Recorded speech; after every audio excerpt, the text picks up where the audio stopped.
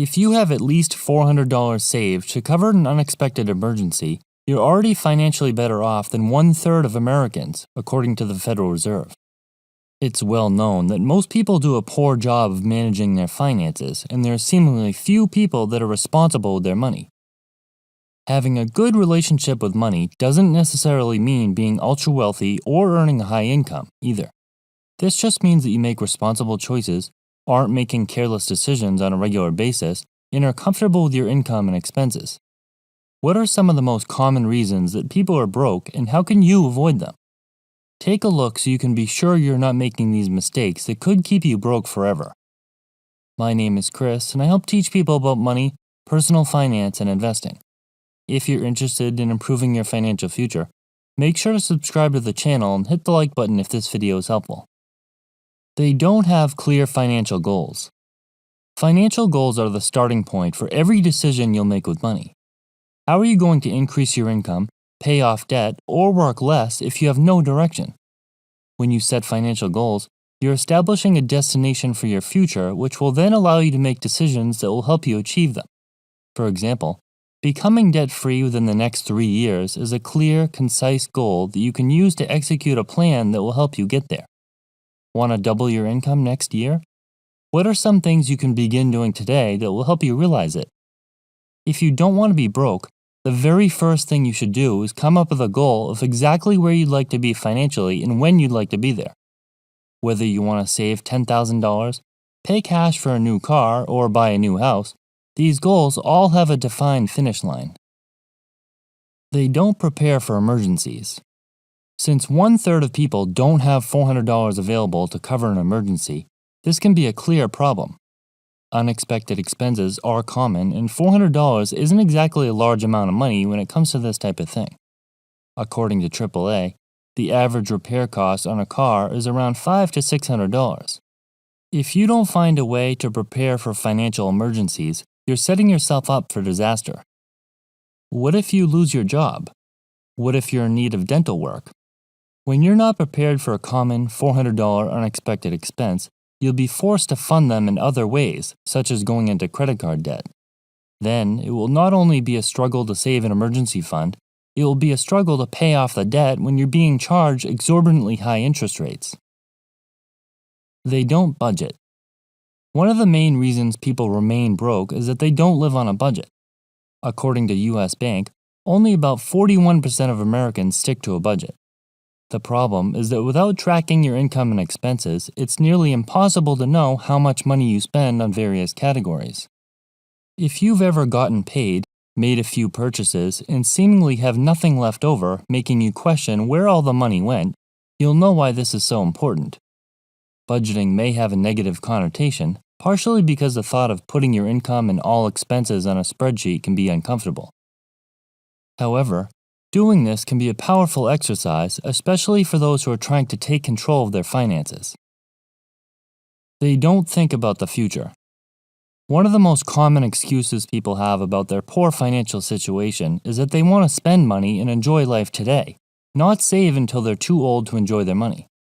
It's understandable that some people don't want to pinch every penny until their 50s, 60s, or even 70s.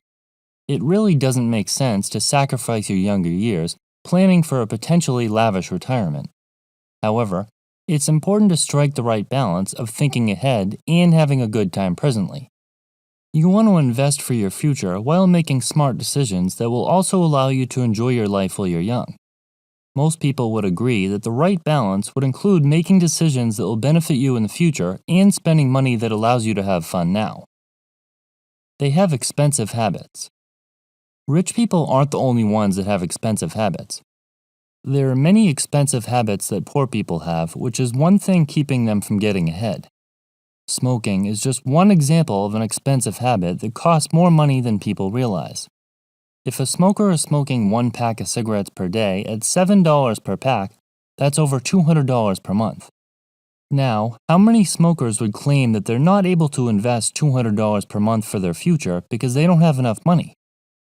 Another expensive habit is eating out regularly. This isn't just grabbing a bite out a few times per month. This is eating out on a regular basis, sometimes more than eating at home. People think nothing of spending $50 on a meal out, but then turn around and claim that they have no money. $50 here and there isn't a big deal, but if you're living paycheck to paycheck, avoiding an expense like this on a regular basis, say 2, 3, or 4 times per week, can make a difference. They have bad debt. Not all debt is created equal. There are generally 2 forms of debt. Good debt, which is money you borrow that helps you make money. This would be something like a mortgage on a rental property.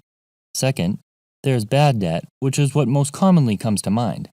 This is money borrowed to purchase depreciating assets. These are things like cars, clothes, vacations, and most items that are bought with credit cards.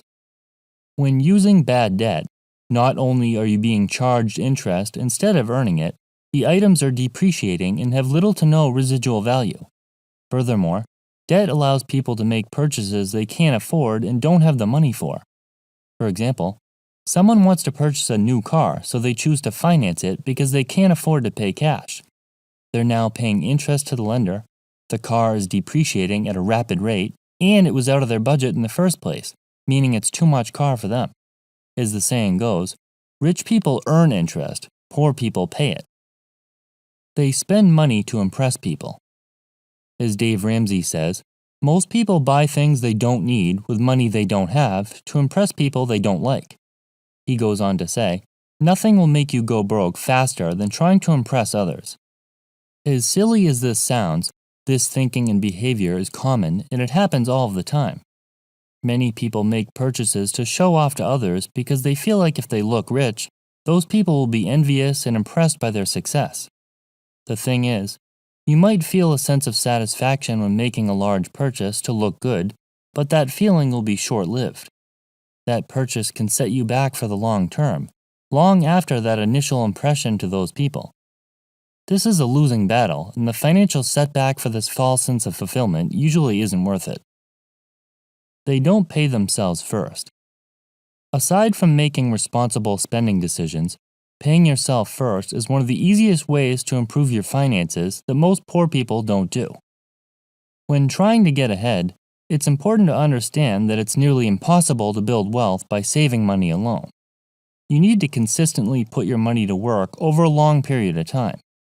Taking a portion of each paycheck and directing it towards investments is an easy and painless way to invest automatically. This way, you're less likely to miss the money and you don't need to make the decision to invest on a regular basis. If that money sits in your account, burning a hole in your pocket, you'll feel wealthier than you are and it could eventually be spent on various items, most of which you can't even remember what they were. When faced with the option of whether or not to invest every week, you're much less likely to choose to invest. The reason most people are broke is because they make poor financial decisions with their money, not just in some areas, but usually in many. There are obviously exceptions to this, but if you analyze the behavior of the average broke person, you would find this to be true. The good news is that it's possible for just about everyone to improve their situation to a point where they're comfortable.